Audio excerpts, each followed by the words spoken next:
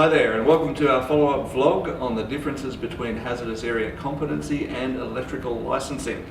As promised, we'll be slaying that sacred cow that says a person must always hold an Australian electrical work licence to work on hazardous area electrical equipment in this country. Let's start by saying that we're not complete nutters, and we realise that yes, a licence is required most of the time, as are appropriate hazardous area competencies. But as always, it's not quite as black and white as all that.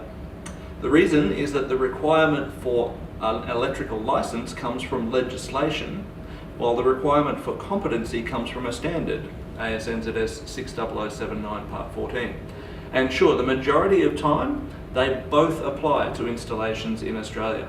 But there are some situations when only one or the other might be applicable.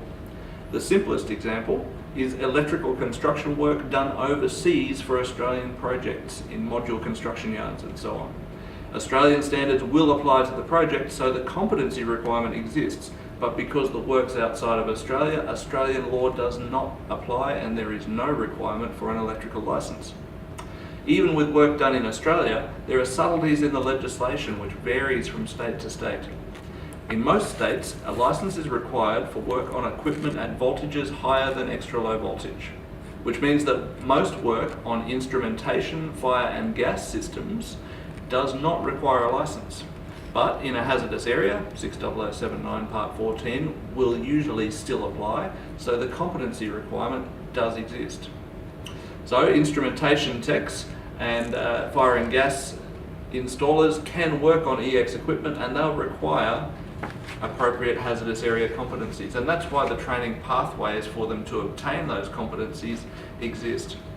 It's worth noting that in some places, like Queensland, the legislation includes ELV equipment in a hazardous area in the definition of electrical equipment. So in Queensland, a licence is required, even for ELV in hazardous areas. However, another exception in Queensland allows electrical engineers to perform electrical work without a licence. So there's some grey around the edges in this topic. So I think what we're saying here is while it might be generally true that a licence and competencies are required for hazardous area electrical work, there are exceptions that people should be aware of before they go getting all upset about things. And now that we've vlogged competency and licensing to death, in our next hit out we'll have a look at some common misconceptions around the use of compound barrier glands.